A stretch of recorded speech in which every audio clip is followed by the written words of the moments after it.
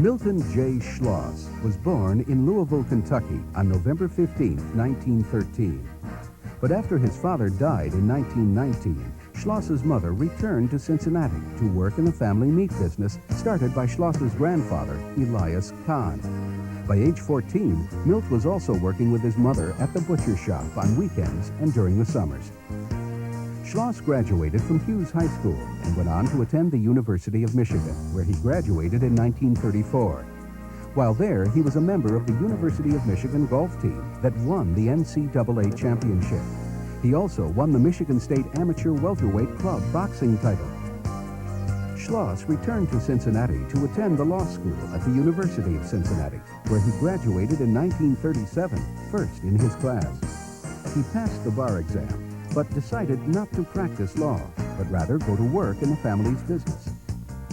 In May of 1942, Milt enlisted in the Army, where he was trained as a combat intelligence officer, serving overseas, eventually earning the rank of captain, as well as being the recipient of 6 battle stars, the Bronze Star, and the French Jubilee of Liberty.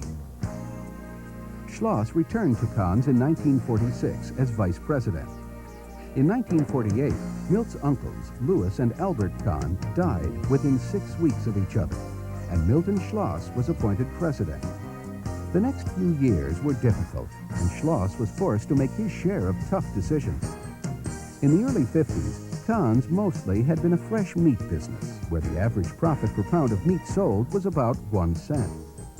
It became obvious to Schloss that the company had to lessen the importance of pork and beef commodity sales with little or no margins and get into more processed and packaged products with their better profits. Kahn's first new processed product was Deluxe Club Bologna, which became the best-selling bologna in the area.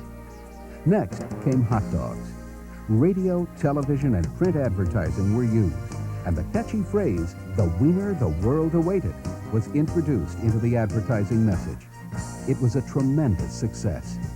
Even though the products were more expensive, they sold well because of quality.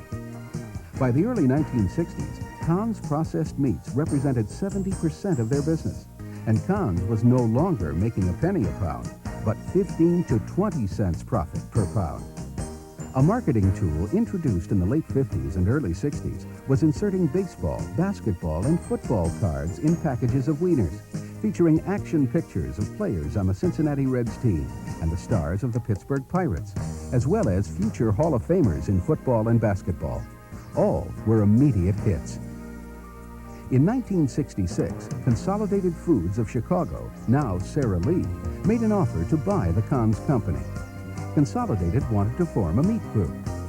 The company was sold, with the stipulation that Milton Schloss and his management team join the board of directors of Consolidated and make all meat business and related personnel decisions. Schloss quickly saw the opportunity for expansion and bought the Quality Packing Company so that Kahn's could make a smoked sausage to compete with Eckrich. Kahn's thus launched its new smoked sausage under the name of Hillshire Farm. Schloss and his team quickly recognized the opportunities for selling both Kahn's and Hillshire Farm products, and within 2 years, they equaled Eckrich business base, producing over 1 million pounds weekly. Other sausage products were added to the line, and by the 1980s, Hillshire Farm was truly a national product, sold in all 50 states, producing over 2.5 million pounds of sausage per week. In November 1983, Schloss retired at age 70 after heading the company for 35 years. He had taken the struggling company from a shaky foundation to a stable organization.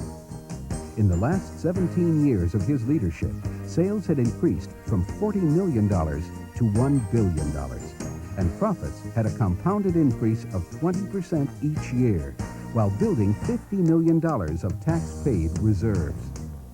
After retiring from Kahn's, Schloss taught 4 years at the University of Cincinnati School of Business before being coaxed out of retirement by friend Carl Lindner when he asked him to help them turn around their meat business at John Morrell and Company. What was to be a year commitment turned into 3 years. With a changing industry, it wasn't an easy task, but Schloss helped to stabilize the business, including winning the largest settlement ever paid by a union in this country an award of $29 million. Schloss's varied talents include authorship of a book on business management, management at Cannes, lessons learned while growing up, and the definitive history of the meat industry for the Cincinnati Historical Society. Although Milton Schloss says his pace of life is slowing down, this 82-year-old man, with a room full of golfing trophies and the stamina to exercise 4 times a week, play golf 3 times a week, travel, and do consulting, can still do just about anything he sets his mind to.